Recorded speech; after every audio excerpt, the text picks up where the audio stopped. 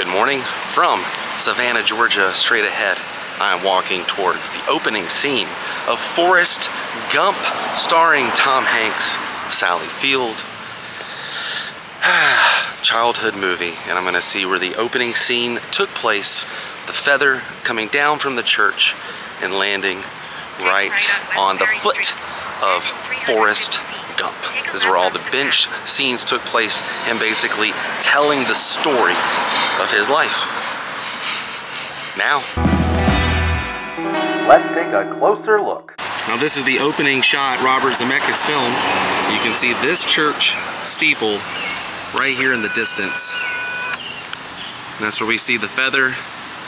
And it takes quite a journey through Savannah here. It goes over this block, over another, and hangs a sharp right next to this church. And we meet Forrest on the other side. About a 4-minute walk. It's quite a journey for a little feather. And here's a closer shot of the Forrest Gump St. John's Church in Savannah. The steeple that was the very beginning of the film. And it kind of went over this way. You can see the feather right above that building as well as it's heading over to Forrest. Right about here is where we see Chippewa Square. See that building right behind Ken's name? That's it, right there.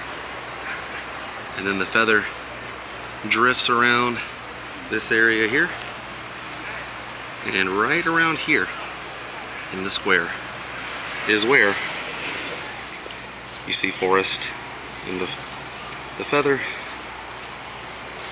We want to be on your podcast. Right in front of the car. Here it comes. Wait for it. Wait, Forrest. All of a sudden there he is, Forrest Gump, right on Tom Hanks's tennis shoes, or as he would say, tennis shoes. Camera pans up as he picks the feather, and there he is. Forrest Gump. Right there. That's where it took place. Chippewa Square. Right behind this sign is where the bench sat. And this in the background is what you would see in the film. You can actually see where there was a bench at one time. And Forrest sat on this little slab they had right here of the concrete. Camera crew would have been right here set up, which makes a whole lot of sense. And then right here, Forrest Gump, Tom Hanks, as the bus pulls up right here. So cool, right? First lady comes out. See how they have like a little makeshift square for him to sit on. You see how it curves on each side? It still does on each side of this. And he's talking to the lady, a lot of extras in the background. That statue there, right here. You can ask her if he wants a chocolate. Always love this movie. I can't believe this is the spot here.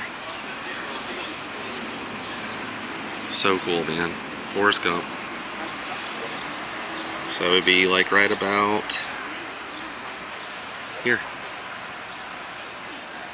How cool is that? A lot of grass behind them, and now there's like a little walkway from what I can see. But that house in the background with the double stairs, if you walk this direction here, you can see it in the background still, right behind that lion there. One last time at Forrest and that house in the background. And this is it. Forrest Gump tells his whole story. Now Forrest would have been looking down here. The entire movie would have been looking at Robert Zemeckis and the whole filming crew.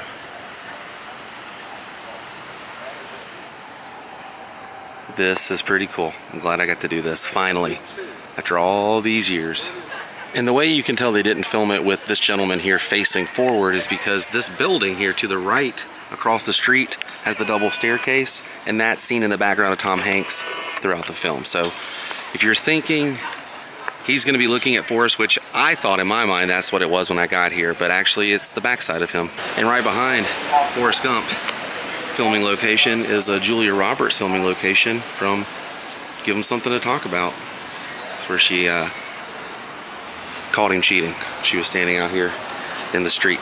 And continuing the day, going to a couple of antique stores, but look at this Arby's here. That's not what caught my attention. No, no, no. This original old school Taco Bell sign. And the Taco Bell is right up the street here. It is working, and a real functioning Taco Bell. They just decided to not get rid of this sign, which thank you for not doing that. Thank you for not getting rid of it, because they do have the new sign way over here across. But heck yeah, that's awesome. Look at that sombrero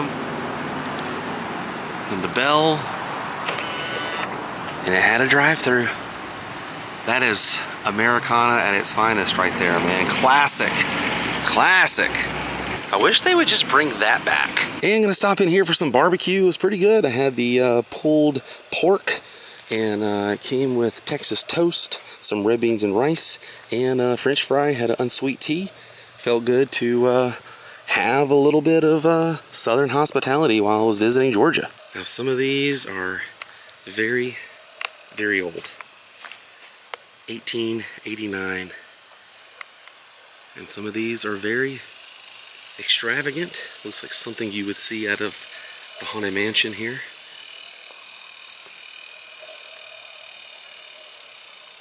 Definitely a cool backdrop for a 1980s horror film.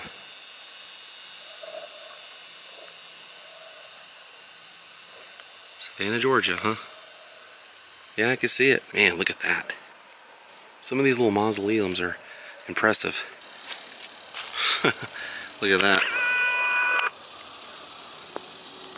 Section E now. Gracie